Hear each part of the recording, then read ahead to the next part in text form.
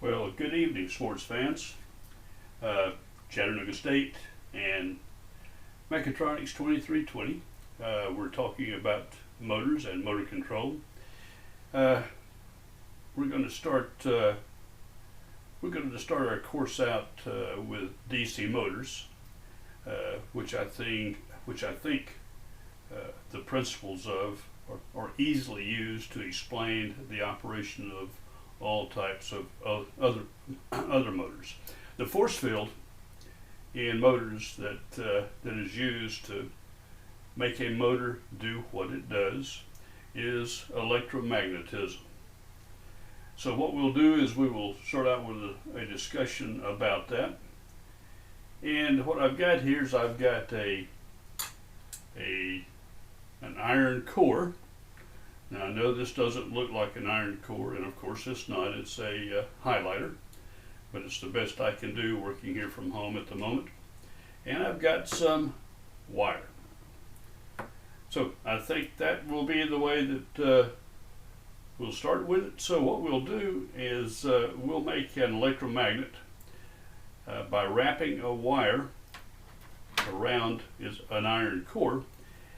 And we do that for two things. Number one, electromagnetic fields are produced by electrical current. They're not produced by voltage. I can make a solenoid or a helical winding out of this wire and just simply do it in air and use the magnetic field that results from that.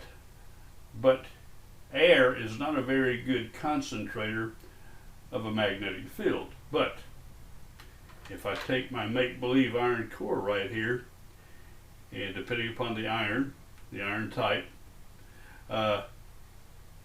it wonderfully focuses or concentrates the magnetic field and gives you a much stronger magnet than you have with an air core electromagnet. So let's go ahead and let's wind this, and I'll start this way.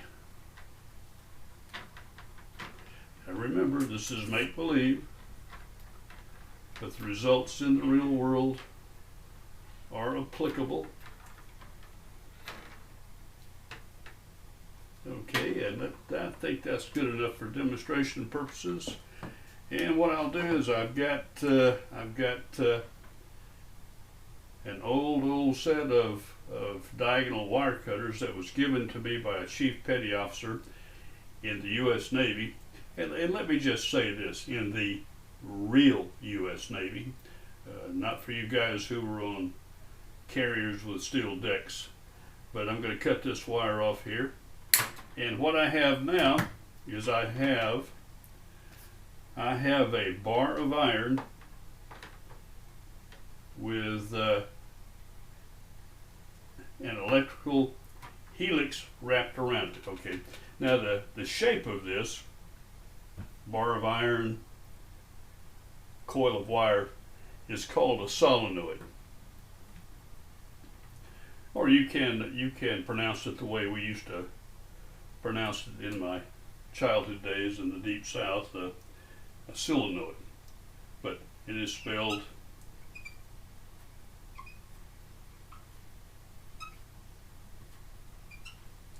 solenoid.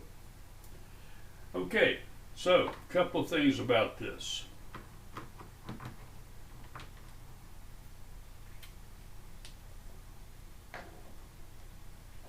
Let me find all my gear.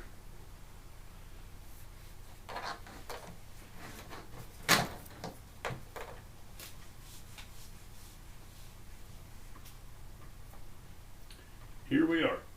Now, in our classes, we like to talk about electron current flow. That is the concept that electrical current is made made up of the atoms. Of the electrons in the orbits of an atom. And for us, we're going to use electron current flow. So what we say here is or what I'm going to say here is, I've got the negative pole of my, I'm going to have a DC power supply. The negative pole is there and the positive pole is here. So I have current flowing up the wire around the iron core and then back out to the positive pole of my power supply. Now then, because we are talking about electron current flow, in order to determine where the north and south poles of the electromagnet are, we use the left-hand rule. And what we say is, we say that the fingers will be wrapped around the coil in the direction of the electron current flow, and that the thumb points to the north pole. All right. So, left-hand rule, wrap it around this way. What we have is a north pole here, and you guessed it, south pole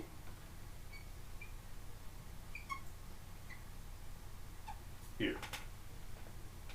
Now look at that. You can see that the current comes in, goes down around the backside, up here, down, up, down, up, down, and out.